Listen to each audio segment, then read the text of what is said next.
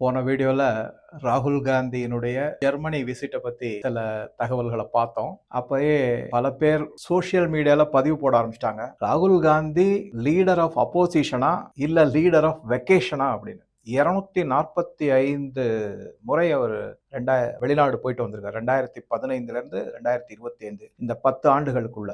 இதை பத்தி பிஜேபி தலைவர்கள் பல பேர் கேள்வி எழுப்பியிருக்காங்க. அடிக்கடி இந்த மாதிரி போறீங்க, உங்களுக்கு யாரு ஃபண்டிங் பண்றா, யார் இந்த செலவெல்லாம் ஏத்துக்கிறாங்க, யார் யாரெல்லாம் சந்திக்கிறீங்க, வெளிப்படைத்தன்மையா இல்ல, நீங்க லீடர் ஆஃப் அப்போசிஷனா இருக்காங்க. ஒரு சாதாரண மனிதர் ஃபாரின் போறாரு 10 தரம் 20 தரம்னா அதை பத்தி நாட்டுக்கு கவலை இல்லை. ஆனா நீங்க அரசியல்ல இருக்கீங்க, லீடர் ஆஃப் த அப்போசிஷனா இருக்கீங்க, அதனால இந்த கேள்விகள்லாம் எழுகிறது அப்படின்னு சொல்லிட்டு பிஜேபி ஸ்போக்ஸ் பர்சனான பிரதீப் பண்டாரி கேட்டிருக்காரு. சம்பித் பாத்ரா பார்லிமெண்ட்ல கேட்டிருக்காரு. ஷாசியா இல்மின்னு ஒரு ஸ்போக்ஸ் பர்சன் இருக்காங்க, அவங்க ஏஏபியில இருந்து பிஜேபியில சேர்ந்தவங்க, அவங்களும் பல கேள்விகளை கேட்டிருக்காங்க. கிட்டத்தட்ட வாரத்துக்கு 2 நாள் ஏதாவது ஒரு ஃபாரின் கண்ட்ரிக்கு போற மாதிரி இருந்து போயிட்டு வந்துட்டு இருக்காரு. இப்ப இவர் ஜெர்மனிக்கு போனாருன்றதுக்கு பின்புலத்துல பல தகவல்கள் வந்திருக்கு.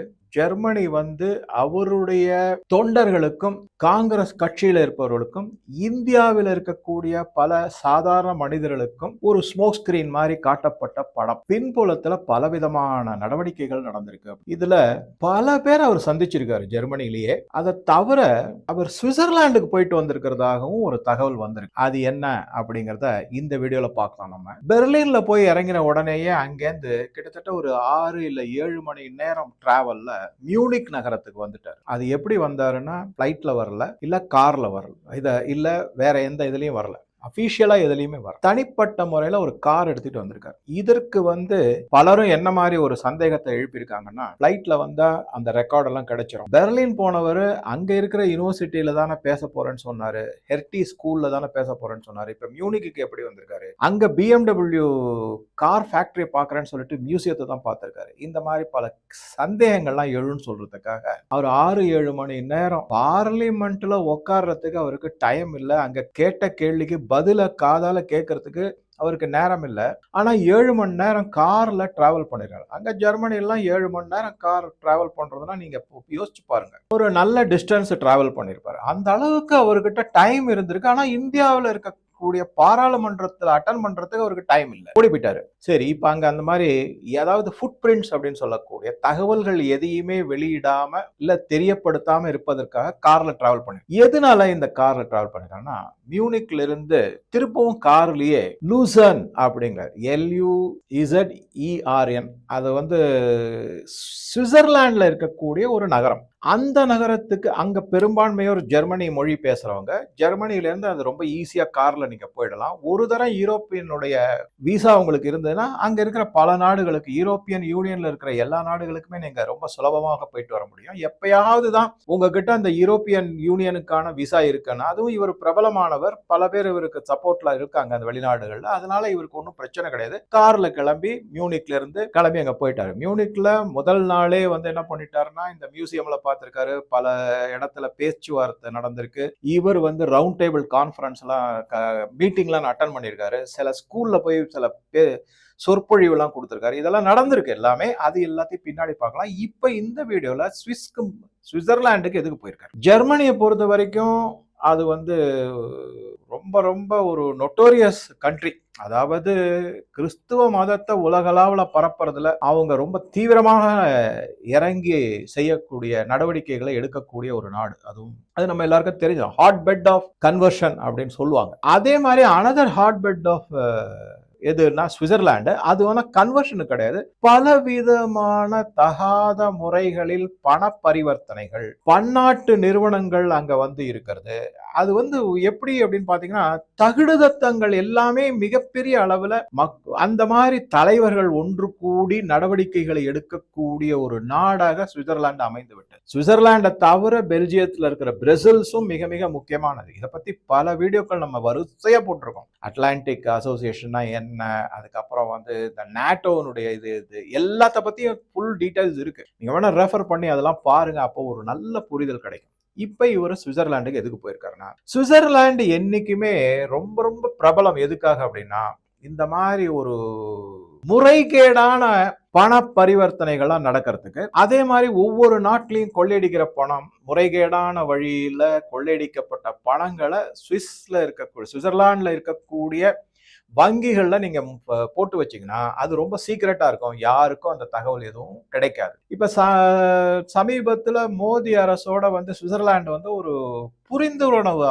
ஒப்பந்தம் மாதிரி போட்டாங்க. நீங்க ஏதாவது தகவல் கேட்டீங்கன்னா, இந்த நபர் மேல எங்களுக்கு சந்தேகம் இருக்கு, இவர் முறைகேடாக சம்பாதிச்சிருக்காரு, அந்த பணத்தை உங்க பேங்க்ல போட்டு வச்சிருக்காருன்னு நாங்க கேள்விப்படுறோம், அதற்கான தகவலை கொடுங்கன்னு சொன்னா நாங்க கொடுப்போம். அந்த மாதிரி ஒரு புரிந்துணர்வு ஒப்பந்தம் ஏற்பட்டு இருந்தாலும் அது வெறும் புரிந்து உணர்வு ஒப்பந்தமாகத்தான் இருக்கே தவிர செயல்பாட்டுக்கு வரவே மாட்டேங்குது. அப்ப என்ன பண்றாங்க அப்படின்னா, அவங்க கிட்ட வந்து கஸ்டமர் கான்பிடென்ஷியாலிட்டின்னு ஒரு கிளாஸை வச்சுக்கிட்டு, அந்த மாதிரி ஒரு விதிமுறையை வச்சுக்கிட்டு, எந்த நாட்டினுடைய பணமா, அரசியல்வாதியா இருக்கட்டும், இல்ல போதைப் பொருள் கடத்துபவர்களா இருக்கட்டும், இல்ல பல தகாத வழிகளில் சம்பாதிக்கப்பட்ட பாலியல் தொழில் அல்லது கன் ரன்னிங், இந்த மாதிரி பலவிதமான தன்னுடைய நாட்டிற்கே எதிராக சம்பாதிக்கப்பட்ட பணத்தை சுவிஸ் வங்கிகள் ஒரு மாதிரி கான்பிடென்ஷியாலிட்டி கிளாஸ், அந்த மாதிரி ஒரு விதிமுறையை வச்சு அவங்க பாதுகாப்பா வச்சிருக்காங்க. எந்த நாட்டுக்கும் யாருக்குமே எந்த தகவலும் அவங்க சொல்ல மாட்டேன்றதுதான் அவங்களுடைய உறுதியான நிலைப்பாடு. இன்னி வரைக்கும் அதுதான். இப்ப நம்ம போய் கேட்டோம்னா இந்தாங்க லிஸ்ட்னு ஏதாவது கொடுப்பாங்க. அதெல்லாம் பாத்தீங்கன்னாக்கா அந்த பணம் ஆல்ரெடி வேற எங்கேயாவது போயிருக்கும். ஆக மொத்தம் என்ன ஆகும் அப்படின்னா, இப்ப ஒரு உதாரணத்துக்கு சொல்றேன், மிஸ்டர் எக்ஸ் வந்து சுவிஸ் பேங்க்ல பணம் போட்டிருக்காரு, நம்ம தகவல் கேட்கறோம்னா, ஆமா அவர் வச்சிருந்தாரு, ஆனா இப்ப எங்க கிட்ட ஒண்ணுமே இல்லை, அவர் எல்லாத்தையும் காலி பண்ணி எடுத்துக்கிட்டு வேற ஒரு இடத்துக்கு கொண்டு போயிட்டாரு அப்படின்னா, அது எங்க போயிருக்குன்ற தகவல் அது நாங்க தர முடியாது. சரி, இப்ப இந்த தகவல் முடிஞ்சு போச்சு இல்லைங்களா? அப்புறம் கொஞ்ச நாள் கழிச்சு மிஸ்டர் எக்ஸ் வேற ஒரு நாட்டுக்கு கொண்டு போனார்ல, அந்த பணத்தை திருப்பி சுவிட்சர்லாண்டுக்கே கொண்டு வந்துருவாரு. அவர் எப்ப கொண்டு வராரு, ஏது கொண்டு வராரு, எப்படி கொண்டு வராரு, அந்த தகவல் நமக்கு சொல்லவும் மாட்டாங்க.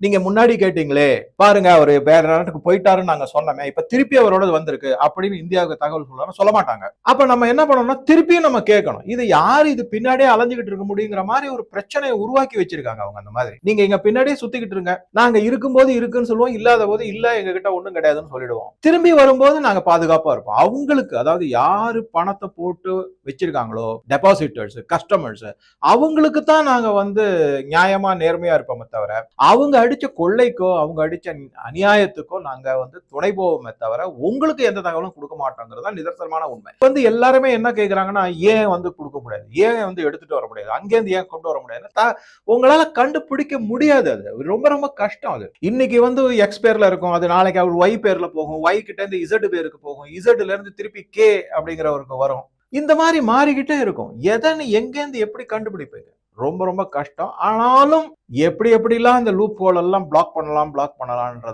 யோசனையில தான் இந்திய அரசு முனைப்பா செயல்பட்டு வந்துகிட்டு இருக்குங்கிறதையும் நம்ம மறுக்க முடியாது. பலவிதமான நடவடிக்கைகள், பலவிதமான ஸ்ட்ராட்டஜி ஒர்க் எல்லாத்தையும் செஞ்சுக்கிட்டு தான் இருக்கு இந்திய அரசு. அதையும் மீறி திருட்டுத்தனமா இவங்க பண்ணிக்கிட்டு தான் இருக்காங்கிறது தான் நிதர்சனமான உண்மை. சரி, சுவிட்சர்லாந்து இந்த மாதிரி முறைகேடான பண பரிவர்த்தனை, பணம் டெபாசிட் பண்றது, அங்க இருக்கிற வங்கிகள், அதை பத்தி பார்த்தோம். ஜெர்மனி இந்த மாதிரி மத மாற்றத்துல நம்பர் 1. எந்த நாடா இருந்தாலும் எங்களுக்கு எல்லா நாடுமே கிறிஸ்டியனா ஆயிடும், சுத்தமா எல்லாம் கிறிஸ்டியன். சரி, அதுக்கப்புறம் என்ன பண்ணுவீங்க, எங்களுக்குள்ள நாங்க அடிச்சுப்போம், அவ்வளவுதான். இதுதான் இது. இதை பத்தி சொன்னா பல பேருக்கு பிடிக்காது. உண்மையான நிலவரம் தமிழ்நாட்டுல என்ன நடந்துகிட்டு இருக்கு அப்படின்னா, மிஷனரிகள் எப்படியாவது ஆட்சியை பிடிக்கணுங்கிறது தான் தலையாய குறிக்கோள். அவர் இந்த நடிகருடைய கட்சியா இருக்கட்டும், இல்ல வந்து தமிழ் தேசியம்னு பேசிக்கிட்டு இருக்க அலையக்கூடியவங்களா இருக்கட்டும், இல்ல இப்ப ஆட்சியில இருக்கிற டிஎம்கேவா இருக்கட்டும், எல்லாருக்கும் சிறுபான்மையினருடைய ஆட்சியா தான் இருக்கணுமே தவிர இந்திய மக்களுக்கான ஆட்சியா இருக்கணும்னு யாருமே நினைக்கிறது கிடையாது. பல தகவல்கள் இருக்கு, அதெல்லாம் ஒரு வீடியோவா போடணும்னா கிட்டத்தட்ட 1.5 மணி நேரம் 2 மணி நேரத்துக்கு கூட பேசலாம். அவ்வளவு செய்திகள் நான் சேகரிச்சு வச்சிருக்கேன் இவங்கள பத்தி எல்லாம். யாருமே இந்திய மக்களுக்கான ஆட்சி கிடையாது, தமிழ்நாட்டு மக்களுக்கான ஆட்சி கிடையாது, சிறுபான்மையருக்கான ஆட்சி தான். அந்த மாதிரி தான் பாக்குறாங்க. அவங்க ஓட்டு தான் முக்கியம், அவங்க நலன் தான் முக்கியம், அந்த மாதிரி தான் இருக்காங்களே தவிர தமிழர்களுக்கான ஆட்சி, இந்தியர்களுக்கான ஆட்சின்னு சொல்லுங்க பாப்போம், கிடையவே கிடையாது. சரி, அது ஒரு பக்கம். இப்ப நான் என்ன முக்கியமான பாயிண்ட்டுக்கு இந்த ராகுல் காந்தி என்ன பண்ணிருக்காரு அப்படின்னா, இந்த மியூனிக் நகரத்துல இருந்து ஒரு 4 மணி நேரம் தான் கார்ல இந்த லூசன் அப்படிங்கிற நகரத்துக்கு போயிருக்காரு. சுவிட்சர்லாந்துக்கு நீங்க ஒரு தரம் போயிட்டீங்கன்னு வச்சுக்கோங்களேன், அங்க வந்து அந்த நாட்டினுடைய சிம் கார்டை வாங்கிக்கலாம். அதை வாங்கிக்கிட்டு அதை யூஸ் பண்ணீங்கன்னா உங்களுக்கு எந்த விதமான தடயங்களும் இருக்காது. ட்ரெயின்லயோ பிளேன்லயோ போகிறத தவிர்த்தீங்கன்னா அந்த தடயங்களும், நீங்க சுவிட்சர்லாந்து நாட்டுக்கு விசிட் பண்ணீங்க அப்படிங்கிற தடயங்களும் இருக்காது. இதத்தான் அரவிந்த் கெஜ்ரிவாலுடைய மனைவி அடிக்கடி சுவிட்சர்லாந்து போயிட்டு வருவாங்க. நான் போன ஒரு வீடியோல கூட சொல்லியிருக்கேன். இந்த மாதிரி அவங்க கேட்டா, நான் வந்து சும்மா ட்ரிப்புக்கு போனேன், சுத்தி பார்க்க போனேன், அங்க மீட்டிங் இருந்தது, எதையாவது சொல்லிட்டு ஷாப்பிங் போனேன் அப்படின்னு. இந்தியாவில் இல்லாத ஷாப்பிங் அங்க சுவிட்சர்லாந்துல போய் பண்றாங்க. எல்லாம் பயங்கர காஸ்ட்லி. அங்கெல்லாம் Switzerland one of the costliest tourist spot. அந்த மாதிரி அவங்க என்ன பண்ணுவாங்கன்னா, அங்க போயிட்டு சுவிட்சர்லாண்டினுடைய சிம் கார்டு வாங்கிடுவாங்க போன்ல யூஸ் பண்றது. அரவிந்த் கெஜ்ரிவாலை பத்தி பேசணும்னா அவ்வளவு ஊழல் அந்த மாதிரி இருக்கு. அவங்க மனைவி இந்த மாதிரி போயிருக்காங்க. ராகுல் காந்தி எல்லாம் ஒரே கூட்டம் தானே, அவங்களும் இந்த மாதிரி தான் போவாங்க. ஏன்னா நம்ம பார்த்துருக்கோம் இல்லையா, வந்து அரவிந்த் கெஜ்ரிவால ஜெயில போட்ட போது பெரிய ஒரு பொதுக்கூட்டம் நடத்தினாங்க. அதுல வந்து சோனியா காந்திக்கு பக்கத்துல சுனிதா கெஜ்ரிவால் தான் உட்காந்துருந்தாங்க. கெஜ்ரிவாலுடைய அரவிந்த் கெஜ்ரிவாலோட மனைவி அப்படியே பம்மி பம்மி. ஆனா அவரு என்ன சொல்லி ஆட்சிக்கு வந்தாரு, சோனியா காந்தி காங்கிரஸ் எல்லாம் பயங்கர ஊழல்ல திளைச்சவங்க, அதை எதிர்த்து தான் நான் அரசியலுக்கு வந்தேன்னு சொல்லிட்டு கடைசியில பார்த்தா கெஜ்ரிவாலோட மனைவி வந்து சோனியா காந்திக்கு பக்கத்துல கெஜ்ரிவால் அரஸ்ட் பண்ண பொதுக்கூட்டம், அதுக்காக நடத்தப்பட்ட பொதுக்கூட்டத்துல உட்கார்ந்துருக்காங்க. எல்லாம் ஒண்ணுக்குள்ள ஒண்ணு. இதுதான் முக்கியமான விஷயம். சரி, இப்ப அடுத்ததா ராகுல் காந்தி என்ன பண்ணாரு? ரெண்டு முக்கியமான விஷயங்களை சொல்றாங்க. ஒண்ணு வந்து பல நாட்களாக ராஜீவ் காந்தியினுடைய சுவிஸ் பேங்க் அக்கவுண்ட், அந்த அக்கவுண்ட் எங்கேருந்து வந்திருக்குன்னா அவங்களுடைய அம்மா இந்திரா காந்தி மூலமாக அவருக்கு அளிக்கப்பட்ட பல பணம், சொத்துக்கள் எல்லாமே சுவிட்சர்லாந்து வங்கிகள்ல உள்ள கணக்கை ராஜீவ் காந்தி அக்கவுண்ட்ல மாத்தினாங்க. அதுக்கு அவர் அங்க போயிட்டு எல்லாம் செஞ்சுட்டு வந்தார். அதற்கு சோனியா காந்தி உடந்தையா இருந்தாங்கிறது நல்லாவே தெரியணும். இதை தவிர சஞ்சய் காந்தி ஒரு விமான இதுல தான் இறந்து போனார், ஆக்சிடென்ட்ல இறந்து போனார். அப்ப வந்து சஞ்சய் காந்தி உடலை தேடுறதை விட அவருடைய வாட்சை தான் ரொம்ப முனைப்பா தேடினாங்க அப்படின்னு. அவர்ல கையில கட்டி இருக்கிற வாட்ச் எதுக்காகனா, அந்த வாட்சுக்குள்ளதான் சுவிஸ் பேங்க் அக்கவுண்டினுடைய சீக்ரெட் கோடு நம்பர்லாம் இருக்கு அப்படிங்கிறது அந்த காலத்துல சொல்லப்பட்டது. அது உண்மையா என்ன அப்படிங்கிறது வந்து அதுக்கப்புறமா அதை விட்டுட்டாங்க. ஏன்னா அதுக்கப்புறம் கண்டினியூஸா காங்கிரஸ் தான் ஆட்சியில இருந்தாங்க. அதை பத்தி ஃபர்தரா ஒன்றும் தகவல் வரல. இன்னைக்கும் அதை பத்தி இரு சந்தேகங்கள் இருக்கு. அந்த மாதிரி ராஜீவ்காந்தி இறந்த போது கூட அவர்கிட்ட இருக்கிற சீக்ரெட் கோடெல்லாம் எடுத்து வச்சு ரொம்ப நாள் வரைக்கும் அதை வந்து அந்த அக்கௌண்ட்டை சோனியா காந்தி தன்னுடைய பெயர்லயோ இல்ல பிரியங்கா வாத்ரா பெயர்லயோ இல்லது ராகுல் காந்தி பெயர்லயோ மாற்றவே இல்லை. இப்ப அதை மாற்றுவதற்கான முயற்சிகளை எடுத்து அங்க போயிருக்காங்க அப்படிங்கறதா முக்கியமான செய்தி. இதை தவிர பிரியங்கா வாத்ராவினுடைய மதர் இன் லா, மாமியார் மௌரின் அப்படிங்கிறது அவங்க பேரு. அவங்க ஒரு கிறிஸ்துவர். அவங்க வந்து ஐரோப்பிய நாட்டை சேர்ந்தவங்க தான். அவங்களுடைய சுவிஸ் பேங்க் அக்கவுண்ட் அங்க இருக்கு. இதை தவிர சோனியா காந்திக்கே சில சுவிஸ் பேங்க் அக்கவுண்ட் இருக்கு அப்படிங்கிறாங்க. அதை எந்த மாதிரி வச்சிருக்காங்க அப்படின்னா, அவங்களுடைய குடும்பத்தார் வந்து பல சிலை கடத்தல்கள்ல ஈடுபட்டிருக்காங்க. இந்தியாவிலிருந்து சிலைகளை கடத்தி அதுல பெரும் பணம் சம்பாதிச்சிருக்காங்க. அந்த பணத்தெல்லாம் இந்த மாதிரி சுவிஸ் பேங்க்ல போட்டு வச்சிருக்காங்க. இது எல்லாத்தையும் இது வந்து இப்ப இது உடனே வந்து சார் அவங்களெல்லாம் ஏன் அரெஸ்ட் பண்ண முடியாதுன்னா, தயவு செஞ்சு திருப்பி நான் சொல்றேன், அவங்கள அரெஸ்ட் பண்ற முடியாது, ரொம்ப கஷ்டம். அது எதனால அப்படிங்கிறதுக்கு பல காரணங்கள் இருக்கு. அது ரொம்ப ரொம்ப கஷ்டம் அதை வந்து நம்ம புரிஞ்சுக்கிறது. ஆனா என்ன எடுத்துக்கலாம், இப்ப இது நடக்காத விஷயம். ஆனாலும் அதுல வந்து முனைப்பு காட்டி எப்படியாவது கண்டுபிடிக்கணும், செய்யணும் அப்படிங்கிற முனைப்பை நம்ம கைவிட முடியாது இல்லைங்களா? அதனாலதான் அந்த மாதிரி இருக்கு. சோ அந்த மாதிரி அப்ப வந்து கண்டுபிடிக்கப்பட்டது, பல சிலைகள் மீட்டு எடுத்து வரப்பட்டது, பல சிலைகள் அப்படியே வித்துட்டாங்க, யாருக்கிட்ட போய் சேர்ந்தது தெரியாது.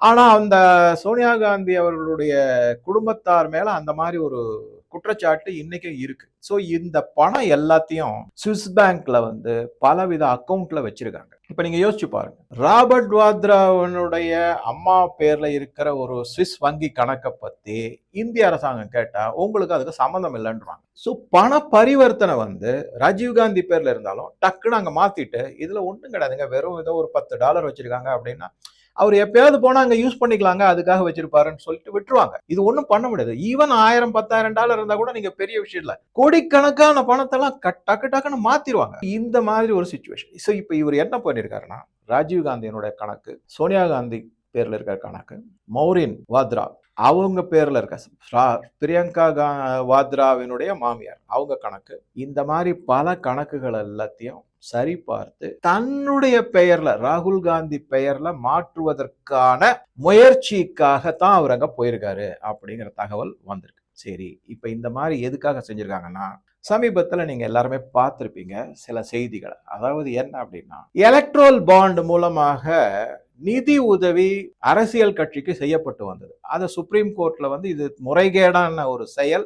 ஏன்னா அந்த பணம் எலக்ட்ரோல் பாண்ட் மூலியா, அதாவது தேர்தல் பத்திரம் மூலமாக யாரு வந்து பணம் கொடுக்குறாங்கிற வெளிப்படைத்தன்மை இல்லைன்னு அது சுப்ரீம் கோர்ட் மூலமாக நிறுத்தப்பட்டு, அதுலயே என்ன ஆயிருக்கு அப்படின்னா மேக்சிமம் பிஜேபிக்கு தான் டொனேஷன் போயிருக்கு, காங்கிரஸுக்கு குறைந்த அளவு டொனேஷன் வந்திருக்கு. இதை தவிர காங்கிரஸ்ல இருக்கிற சில அரசியல்வாதிகள், எம்பிக்கள் அவங்களுடைய வீட்டுல சோதனை எல்லாம் நடத்த போது 2 கப்போர்டு நிறைய இருக்கக்கூடிய கேஷ்லாம் கைப்பற்றப்பட்டது. அதோட இல்லாம காங்கிரசினுடைய மொத்த அக்கௌண்ட்டுமே முடக்கப்பட்டது. ஏன்னா அவங்க இன்கம் டாக்ஸ் எல்லாம் ஒழுங்கா கட்டல. அதுல சில போர்ஷன் தான் முடக்கினாங்களே தவிர, ஆனா காங்கிரஸ் பரப்புரை எப்படி செய்யப்பட்டதா எல்லா பணத்தையும் முடக்கிட்டாங்க. அப்படி கிடையாது. எவ்வளவு டாக்ஸ் கட்டணுமோ அதற்கு எவ்வளவு ஃபைனோ அந்த அமௌண்ட் மட்டும்தான் முடக்கப்பட்டது. மற்றதை நீங்க எடுத்து எலெக்ஷனுக்கு யூஸ் பண்ணலாம் அப்படிங்கிற இதுலதான் இருந்தது. ஸோ இந்த மாதிரி பல விஷயங்களை பார்க்கும்போது, அதே மாதிரி இப்ப சமீபத்துல கூட நான் ஒரு இது படிச்சேன். 2 லாட்டரி கம்பெனிகள் வந்து 509 கோடி மற்றும் 308 கோடி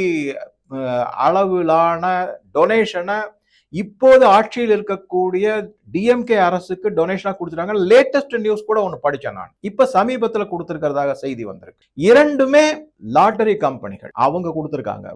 சோ இதெல்லாம் இருந்துட்டு இருக்கு. சோ இந்த பணத்தெல்லாம் இப்ப என்ன, காங்கிரசுக்கு செலவு பண்றதுக்கு பணம் இல்லை.